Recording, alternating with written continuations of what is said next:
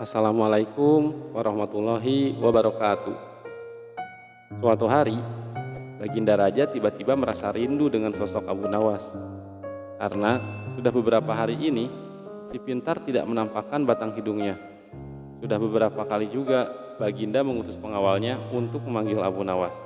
Namun, sang pelipur lara belum menampakkan diri juga. Pada hari itu, rindu Baginda sudah tak tertahankan lagi.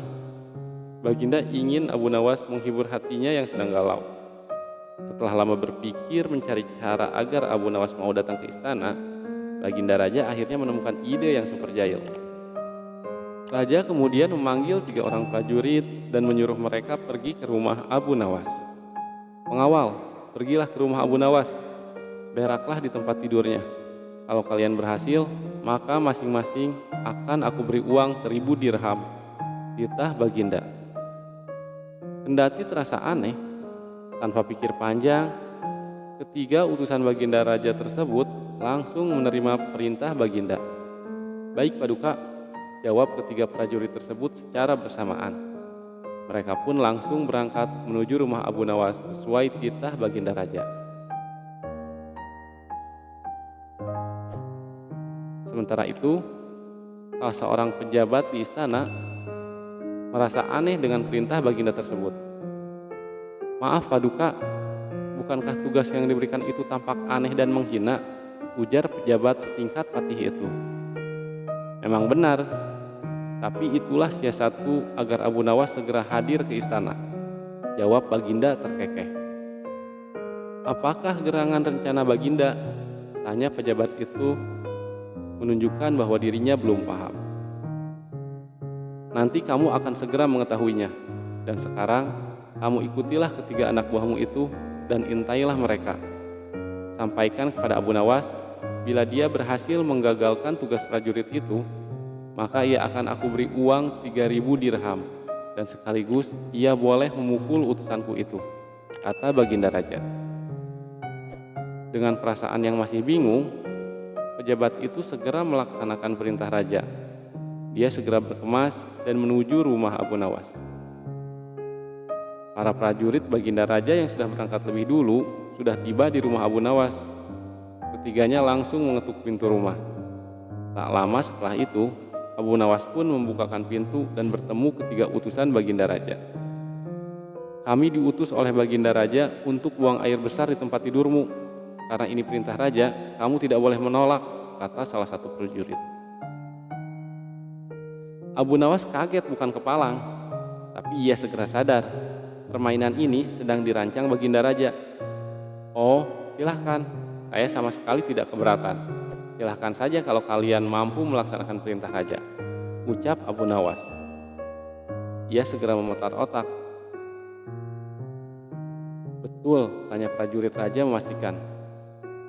"Iya, silahkan saja," saut Abu Nawas enteng.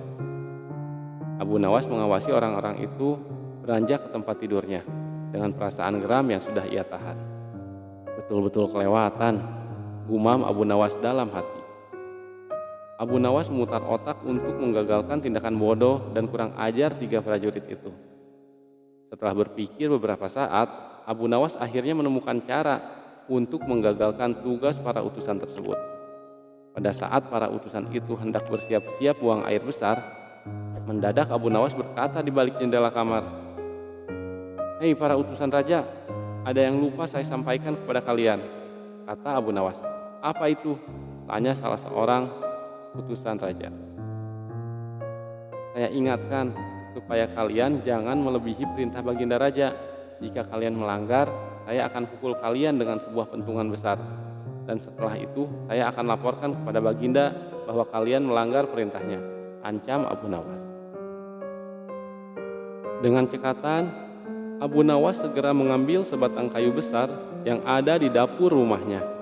Ia kemudian berlari kembali ke kamarnya dengan membawa pentungan kayu besar itu. "Hai, apa maksudmu tadi Abu Nawas?" tanya salah satu utusan. "Ingat, perintah Raja hanya buang air besar saja dan tidak boleh lebih dari itu," jawab Abu Nawas. "Iya benar," jawab utusan Raja. "Aku ulangi lagi, hanya buang air besar saja, tidak boleh lebih. Ingat, tidak boleh kencing, tidak boleh buka celana, tidak boleh cebok, hanya buang air besar saja, tegas Abu Nawas. Mana mungkin, itu tidak mungkin. Kami juga harus buka celana dan kencing, protes salah satu utusan. Aku akan pukul kalian sekeras-kerasnya jika kalian melanggar perintah raja, sahut Abu Nawas kembali mengancam. Ketiga utusan baginda raja tersebut hanya bisa saling pandang kebingungan dengan ucapan Abu Nawas.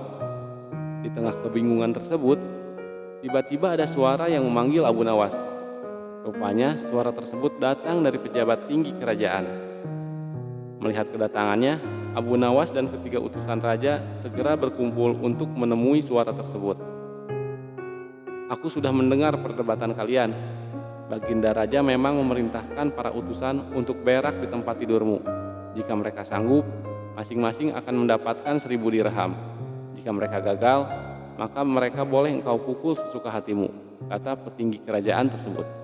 Oh begitu, lalu hadiah dari baginda untukku berapa tuanku? Tanya Abu Nawas dengan mata berbinar. Sekarang juga engkau boleh menghadap baginda raja untuk menerima 3000 dirham, jawab pejabat itu. Mendengar itu, Abu Nawas dibuat kaget serta gembira. Sebelum menghadap baginda raja, Abu Nawas kembali mengambil pentungannya lalu mengejar ketiga utusan raja yang hampir buang air besar di ranjangnya. Ketiga utusan itu pun lari terbirit-birit. Abu Nawas, baginda raja sangat yakin engkau dapat mengatasi masalah ini. Baginda memang menginginkan kehadiranmu di istana untuk menghibur hatinya yang saat ini sedang gundah gulana, jelas pejabat tinggi kerajaan tersebut sambil tertawa. Abu Nawas setuju. Mereka pun berangkat menuju istana untuk memenuhi panggilan baginda raja sekaligus mengambil hadiah 3000 dirham. Itulah kisah bagaimana tempat tidur Abu Nawas yang akan dijadikan tempat berak oleh para utusan raja.